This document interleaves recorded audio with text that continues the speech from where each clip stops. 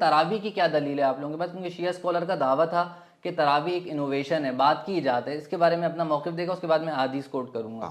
حضور جان کائنات صلی اللہ علیہ وسلم نے ارشاد فرمایا کہ رمضان کے روزے کو اللہ نے فرض قرار دیا ہے اور رات کے قیام کو میں نے سنت قرار دیا۔ صحیح حضور نے فرمایا کہ جو رمضان کا روزہ ہے وہ اللہ کی طرف سے فرض کردہ ہے اور جو قیام ہے وہ میری سنت ہے۔ اب قیام کس طرح آپ نے سنت فرمایا؟ بخاری شریف کے حدیث مبارکہ ہے، حضور جان کائنات صلی اللہ علیہ وسلم نے 3 دن بالکل صحابہ کرام کو جمع فرما کر تراویح ادا فرمائی۔ بالکل ایسا ہی ہے۔ صحیح۔ پھر 3 دن بعد، علت کو سنیے گا اس کے بعد پھر خود بات سمجھ میں آئے گی، 3 دن بعد حضور جان کائنات صلی اللہ علیہ وسلم آپ اپنے حجرے کے اندر تشریف فرما تھے اور صحابہ کرام باہر انتظار کر رہے تھے کہ ہو سکتا ہے حضور جان کائنات صلی اللہ علیہ وسلم تشریف لائیں۔ جب حضور کو آنے میں کچھ دیر ہوئی تو صحابہ کرام کھنکھارنے لگے کہ حضور جان کائنات صلی اللہ علیہ وسلم کو محسوس ہو جائے کہ ہم یہاں پر موجود ہیں۔ پھر حضور جان کائنات صلی اللہ علیہ وسلم باہر تشریف لائے اور آ کر فرمایا کہ صحابہ جو تم کر رہے تھے وہ میں دیکھ رہا تھا، لیکن میں نے اب اس جماعت کے ساتھ نماز اس لیے نہیں پڑھائی کہ کہیں ایسا نہ ہو کہ میرے پڑھانے کی وجہ سے تم پر یہ نماز فرض ہو جائے اور تمہیں مشقت ہوگی۔ صحیح۔ علت یہ ہے، چاہت تو حضور کی یہ ہے کہ جماعت کے ساتھ ہو، علت یہ ہے کہ میری پڑھانے کی وجہ سے یہ نماز فرض ہو جائے گی بالکل اور تمہیں مشقت ہوگی۔ تو امت کو مشقت سے بچانے کے لیے آپ نے یہ 3 دن جماعت پڑھائی، لیکن اس کے بعد آپ نے جماعت نہیں کروائی اس نماز کی۔ اچھا، پھر مسلم اور بخاری شریف کے اندر ہے کہ حضور جان کائنات صلی اللہ علیہ وسلم کے وفات ظاہری تک یہ سلسلہ ہوتا رہا۔ پھر صدیق اکبر کا دور خلافت آیا، اس میں بھی یہ سلسلہ ہوتا رہا کہ صحابہ کرام تنہائی میں نماز پڑھتے رہے، اکیلے میں پڑھتے رہے، لیکن جماعت کے ساتھ مل کر سارے ایک جگہ جمع ہو کر نہ پڑھتے۔ فاروق اعظم رضی اللہ تعالیٰ عنہ کے دور ابتدائی خلافت کے اندر اس میں بھی یہی معاملہ تھا کہ حضور جان کائنات صلی اللہ علیہ وسلم کے صحابہ کرام آپ نماز پڑھتے تراویح، لیکن وہ تنہائی کے ساتھ پڑھتے یا کچھ لوگ جماعت کے ساتھ پڑھتے، باقی سارے نہ پڑھتے۔ اب ہوا یہ کہ ایک مرتبہ حضرت فاروق اعظم رضی اللہ تعالی عنہ نے جب یہ سارا معاملہ دیکھا کہ صحابہ کرام تنہا الگ الگ ہو کر اور کچھ مل کر نماز پڑھ رہے ہیں، تو اب صحابہ کرام علیہ رضوان کو جمع کر کر حضرت فاروق اعظم نے کہا کہ کیوں نہ ایسا ہو جائے کہ ایک قاری ہو اور تم سارے اس کے پیچھے نماز پڑھو، یہ حسن ہے اسلام کا۔ تو سارے صحابہ نے اسے ایگری کیا اور جماعت ایک صحابی نے کرائی اور باقی سارے صحابہ کرام ان کے پیچھے کھڑے ہو کر تراویح کی نماز کو ادا کر رہے تھے۔ اب یہ جو کہتے ہیں کہ یہ ہمارا خود ساختہ عمل ہے، یہ غلط ہے۔ صحیح۔ بخاری شریف میں موجود ہے کہ حضور پڑھایا کرتے تھے، بالکل صحابہ کرام پڑھتے تھے۔ صحیح۔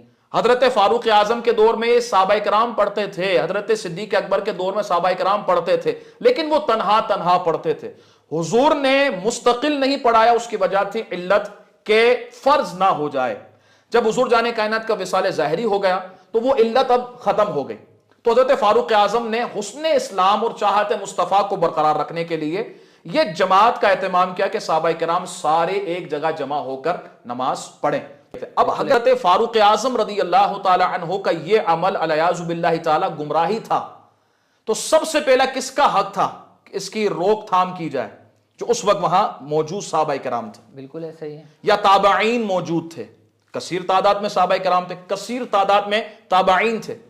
کسی ایک صحابی نے اس کا انکار نہیں کیا، اس فعل پر آبجیکشن نہیں کیا، بالکل اس فعل کے حوالے سے کوئی سوال نہیں کیا، بلکہ سارے جمع ہو کر نماز پڑھ رہے ہیں۔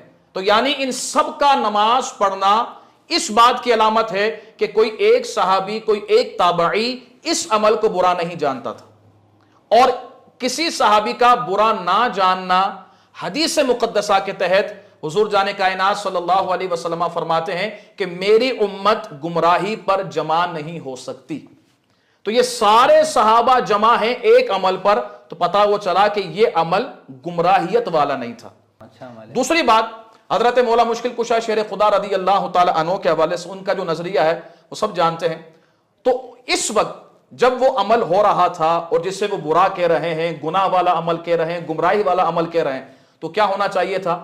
مولا علی کا تو پھر فرض اولین یہی تھا نا کہ مولا علی اسے روکتے؟ بالکل بالکل اگر وہ کار خیر نہ تھا تو مولا مشکل کشا اسے روکتے؟ بالکل ایسا ہی اور ہمارے نزدیک تو مولا مشکل کشا تقیہ باز نہیں ہے، بالکل ایسا ہی وہ ڈرتے نہیں ہیں، وہ شیر خدا ہے، وہ حیدر کرار ہے ہمارے نزدیک تو بالکل ایسا وہ جسے غلط جانیں گے وہ غلط ہے، بالکل ایسا جسے صحیح جانیں گے وہ صحیح ہے۔ ہمارا تو یہ عقیدہ ہے جہاں میرے مولا علی ہیں وہ جگہ حق کی جگہ ہے، تو مولا مشکل کشا نے کوئی ایک آواز نہیں اٹھائی، بلکہ میں کہتا ہوں کہ ان کا سارا کنبہ پوری ایڑی چوٹی کا زور لگا کر صرف ایک روایت لے کر آ جائے جس میں صحیح روایت کے ساتھ یہ بات ہو کہ مولا مشکل کشا نے علل اعلان اس عمل کی مخالفت کی ہو یا برا کہا۔ بالکل اس میں تو بات ہی ختم ہو گئی۔ بات ختم، بلکہ میں آگے ایک روایت آپ کے سامنے عرض کرتا ہوں مولا مشکل کشا کی، اچھا اس عمل کے حوالے سے میرے مولا مشکل کشا کیا فرماتے، اور کمال کی بات کتاب اپنی نہیں ہے، کتاب بھی ان کی۔ اچھا جی حضرت، اب کتاب ہے شرح نہج البلاغہ، جلد نمبر 3، یہ ان کی کتاب ہے؟ بالکل، اس میں ایک روایت ہے، اور اس میں یہ بیان کیا گیا ہے کہ یہ روایت کوئی ایک دو راویوں سے نہیں لی گئی تھی، کثیر راویوں سے لی گئی یہ روایت ہے۔ اب وہ روایت کی ذرا سنیے گا، کہتے ہیں ان علی جن علیہ السلام خرج لیلا فی شہر رمضان فی خلافت عثمان بن عفان، کہتے ہیں کہ حضرت مولا مشکل کشا رضی اللہ تعالی عنہ ایک مرتبہ رمضان کی رات میں باہر تشریف لائے، اور دور تھا حضرت عثمان غنی کی خلافت کا۔ صحیح۔ اب ہوا کیا، فرماتے ہیں فرآ مصابیح فی المساجد والمسلمون یصلون التراویح، کہتے ہیں کہ مولا مشکل کشا شیر خدا رضی اللہ تعالیٰ نے جو باہر تشریف لائے تو آپ نے مسجد کو جگمگ جگمگ دیکھا، روشنی میں دیکھا، اور دیکھا کہ مسلمان سارے نماز پڑھ رہے ہیں اور نماز بھی تراویح ہے۔ اچھا کتاب ہماری نہیں ہے، جی آپ نے کلیئر کر دیا پہلے ہی۔ اب ہونا کیا چاہیے تھا اگر یہ برا عمل تھا تو؟ مولا علی فرماتے نا اٹھو یہاں سے، جاؤ، کیا کر رہے ہو؟ اگر یہاں سے نہیں اٹھو کہ میں تمہارے خلاف جہاد کروں گا، بالکل ایسا ہی ہونا یہی چاہیے تھا۔ لیکن مولا علی مشکل کشا کا قول سنیے گا، پھر بھی اگر کوئی نہ مانے تو اس کی اپنی ہٹ درمی ہے۔ بالکل اس صحابہ کے وجہ سے عمل خیر کو نہ چھوڑا جائے، بالکل ایسا بغض صحابہ میں اتنے آگے نہ نکلو کہ نبی کی مخالفت ہو جائے اور علی کی مخالفت ہو جائے۔ بالکل ایسا ہی ہے۔ مولا مشکل کشا شیر خدا رضی اللہ تعالیٰ کیا فرماتے، فرمایا فقال نور اللہ قبر عمر کما نور مساجدنا، کہتے ہیں دعا دے رہے ہیں، دعا کسی اچھے عمل پر ہی دی جاتی ہے نا، بالکل ایسا ہی ہے۔ دعا دے رہے ہیں مولا مشکل کشا کہ اللہ عمر کی قبر کو نور سے منور فرما دے جس طرح اس نے ہماری مسجدوں کو نور سے منور کر دیا ہے۔ تو مولا مشکل کشا کا عمل تو خود اس بات کی دلیل دے رہا ہے کہ مولا مشکل کشا تراویح کی نماز کو صحیح جانتے تھے۔ اب مولا مشکل کشا صحیح جانے اور تم صحیح نہ جانو تو ہمیں تمہاری پرواہ نہیں، مولا علی کے قول کو ہم حجت مانتے ہیں، جسے مولا علی نے صحیح کہہ دیا بس وہ صحیح ہے۔